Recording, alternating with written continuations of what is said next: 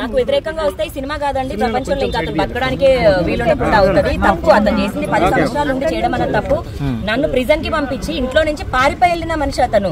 ఏదో నా దగ్గరకు వచ్చి నాకు ఒక క్లోజర్ ఇచ్చి మనం విడిపోదామని చెప్పడము మంచిపూర్వకంగా వెళ్ళలేదు. నన్ను మోసం చేసి నన్ను ఇరికించి తప్పించుకొని పారిపోయాడు. నేను నార్మల్ ఒక అమ్మాయిని బయటకు వచ్చి మాట్లాడుతున్నాను వాయిస్ రేస్ చేసి. డజంట్ మీన్ నాకేదో వాళ్ళు భయపడిపోతున్నారు అని తండ్రి కొడుకులు చెప్తుంది. అంత తప్పు.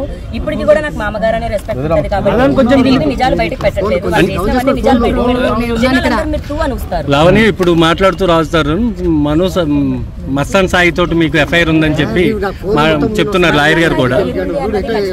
చేసుకుంటానండి అండ్ అది లీగల్ గా ఉంది ఆల్రెడీ కేసు నడుస్తుంది కదా, అక్కడే చేసుకుంటాము. ఇప్పుడు అతను మాతో ఏం చేస్తున్నాడు అన్నది నేను ప్రూవ్ చేయాలనుకుంటున్నాను. మరి ఆమెతో ఎందుకుంటున్నాడు? ఇప్పుడు ఇక్కడి నుంచి అయిపోయిన తర్వాత కూడా ఎక్కడికి వెళ్తాడు అతను? ఆమె ఎక్కడికి వెళ్తుంది? మామగారు అని అమ్మాయి వాళ్ళ తండ్రితో మాట్లాడాల్సిన అవసరం ఏంటి ఇతను? అంటే మీరు ఇప్పుడు ఇక్కడికి రావడానికి కారణం ఏంటి? నాకు మనిషి కనిపించట్లేదండి. ఫోన్ స్విచ్ ఆఫ్ చేసుకుని ఇంట్లోనే ఉన్నాడు అంటున్నారు. అందరూ ఆయన మేనేజర్ తో సహా అందరు నన్ను బ్లాకులు చేశారు, అసిస్టెంట్ తో సహా. ఇంకెక్కడికైనా వెళ్ళాను నేను. హైదరాబాద్ లోనే ఉంటున్నాడు, ఇంట్లోనే ఉంటున్నాడు అని చెప్పంటున్నారు. లీగల్ గా ఏమని ప్రొసీడ్ అవుతారండి? ఏమని వదిలించుకోవడానికి 10 సంవత్సరాలు ఏమైనా కుక్క పిల్లనా తీసుకొచ్చుకొని అతనంతా ఉంచుకొని అతనికి ఇష్టం లేనప్పుడు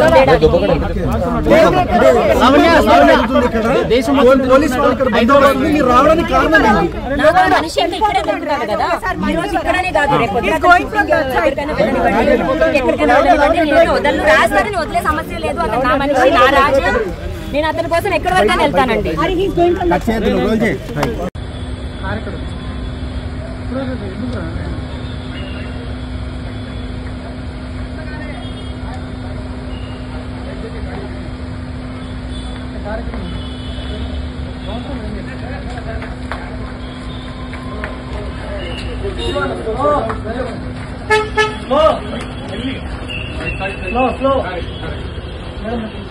ఇప్పుడు ఇది కాకపోదుగా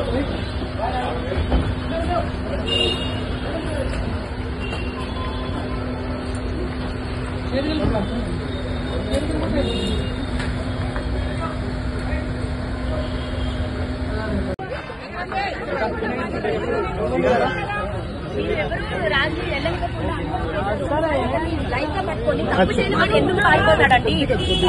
4 రోజులు ఆగిన తర్వాత 2 యాంటీస్ పెట్టి బెయిల్ తీసుకొని వచ్చి మాట్లాడడం కాదు. ఇప్పుడు